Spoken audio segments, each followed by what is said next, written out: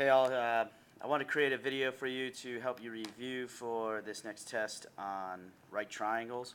So the first thing I want to bring up is the first thing you need to do when you begin the test is you press the mode button on your calculator, you go down 2 and over 1 to degree, and you hit enter so that that thing is covered, so that degree is highlighted. You need to be in degree mode in order to be successful on this test. Then you can quit out of that, and then you can use your calculator to do trig. So I'm going to start with lesson 24. I'm going to do 2 problems here, and then I'll do 1 problem from each of the rest of the lessons. You can fast forward to whichever lesson you need help with. You can pause, you can rewind, do what you need to be ready for the test. So there's 2 types of special right triangles. I'll do 1 of each. Here I have a 45, 45, 90. So I will draw my reference triangle. And this is a copy of the practice that you have, so this is number 6 on that practice. 45, 45, 90 triangle has 2 sides that are 1, and the hypotenuse is root 2. If I want to find y, I can write a proportion y over 1. And then I'm going to use these 2 sides that correspond because neither of them are a variable. So I'll do 2 root 6 over root 2. Y over 1 is the same as y. From lesson 24a, I can divide root 6 by root 2. 6 divided by 2 is 3. That becomes 2 root 3. And I have an answer. If I want to find x, I can do x over 1. And then I'll do 2 root 6 over root 2 again. X over 1 is x. 2 root 6 over root 2 is 2 root 3.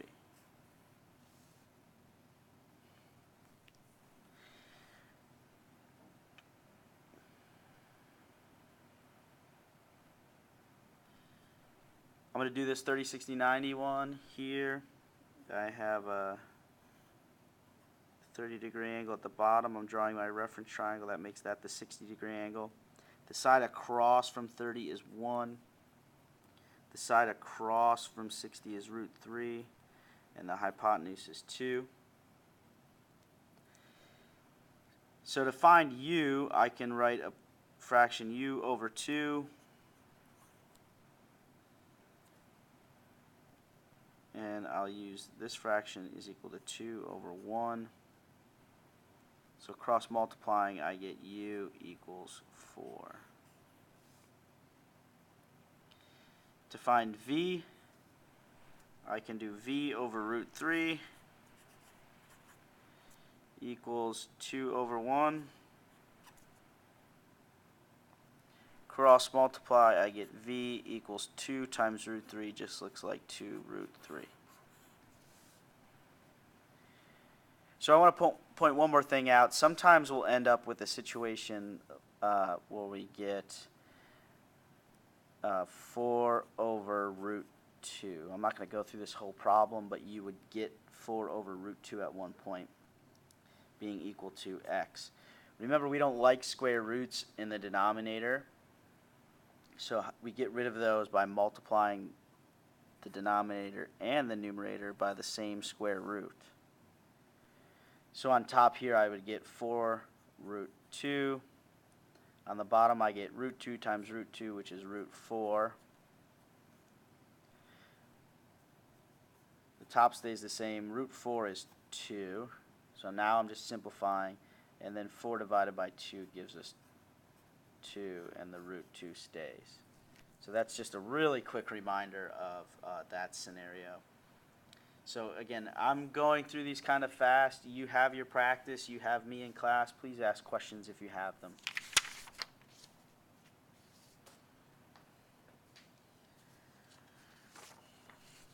In lesson 25, we wrote the sine, cosine, and tangent ratios.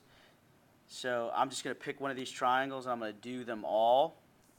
even though they only ask for one. So I'll do this guy, and I'm going to find sine, cosine, and tangent of angle C. So the first thing I want to do is find angle C.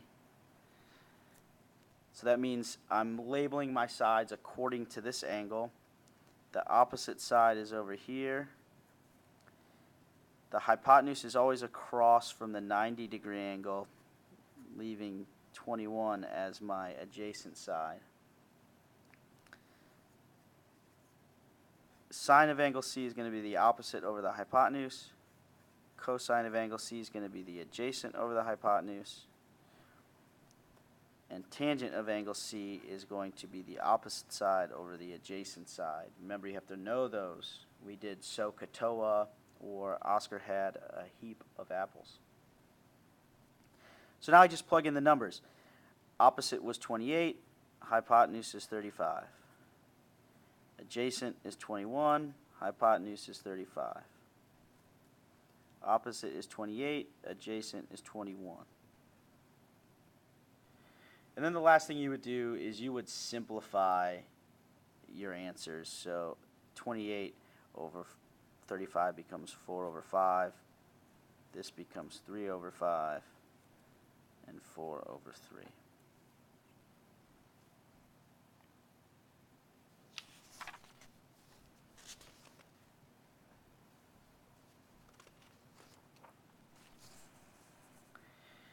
In lesson 27, we had an angle in a triangle, we had one side in a triangle, and we wanted to find a missing side. So we needed to pick the appropriate trig function. I'm going to do number 6. So my angle here is 51 degrees. So I like to label my sides. The side across from 51 is the opposite. The side across from the right angle is the hypotenuse. And then the other side is the adjacent. So be careful here. It just so happens that in both of my examples I've done from lesson 25 and lesson 26, the bottom was the adjacent side. That's not always true, and hopefully through practice you've realized that. Since the opposite side I have labeled with a number and the hypotenuse I have labeled with x, I want to choose the function that uses opposite and hypotenuse. That is the sine function. So the sine of 51 is going to be equal to 14 over x, the opposite over the hypotenuse. I'll make that a fraction so I can cross multiply.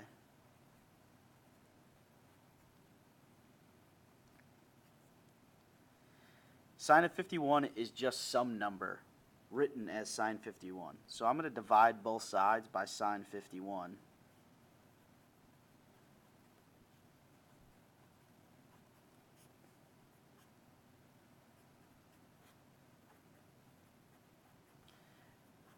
And now finally I can go into my calculator and I can do 14 divided by sine 51. And I get pretty close to 18.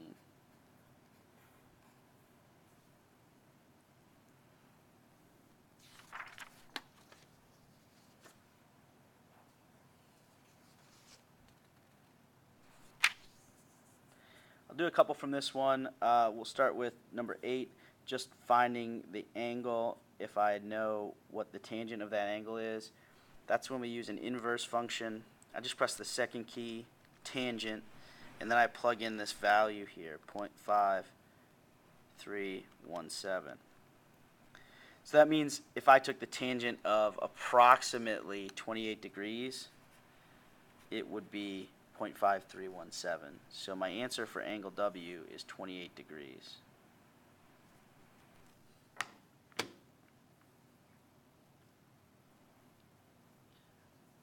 I'm going to choose something from the back. I'll do number 16.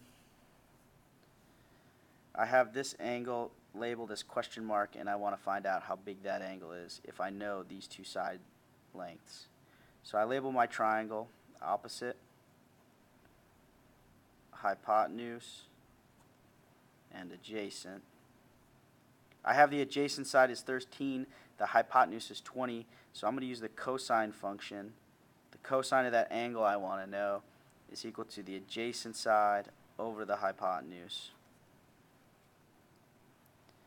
To get rid of cos here and just have question mark, on both sides I do the cosine inverse. So question marks equal to cosine inverse of 13 over 20.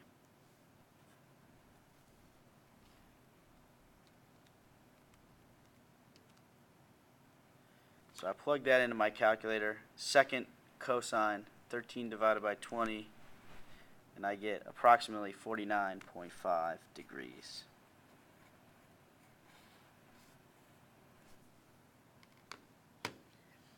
So quick summary of 25, 26, and 27. If I'm just looking to write the ratios, then I just plug in the numbers of the sides to sine, cosine, or tangent. If I have an angle measure and I have one side and I'm looking for another side, I use the regular trig functions. If I'm looking for an angle measure and I know two of the sides, I use inverse trig functions. So the inverse trig functions are if you're trying to find out how big an angle is.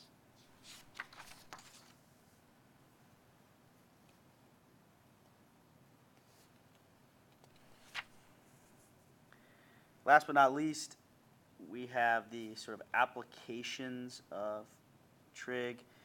So a part of the test is going to be having to draw a picture for a scenario. I'm going to do number 2.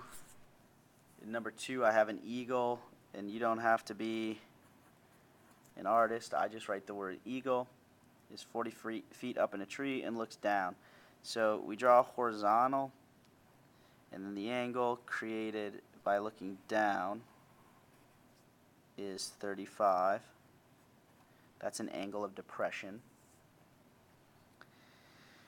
He spots a vole. Who knows what a vole looks like? I don't, so I'll just write the word vole. And we want to know how far the vole is from the eagle. So that's this distance we'll call x, and the eagle's 40 feet high. So now we have a right triangle and we can just do some trig. We don't use inverse functions because we know the angle. We'll use regular trig functions. I have the opposite side and I have the adjacent side. So that tells me to use tangent. So the tangent of 35 is equal to the opposite 40 over the adjacent x. Cross multiply.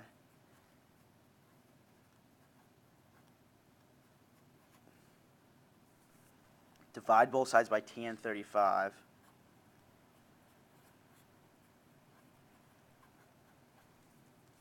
And then I can plug that into my calculator. 40 divided by tan 35. It's approximately 57 feet. So that means if the eagle were to fly straight horizontally 57 feet, he'd be right on top of the vole. So again, that was a very quick review. You need to study your flip book. You need to go through some more of those practice problems. Ask me questions in class. Stop me in the hallway. Whatever it takes, I want you to be successful.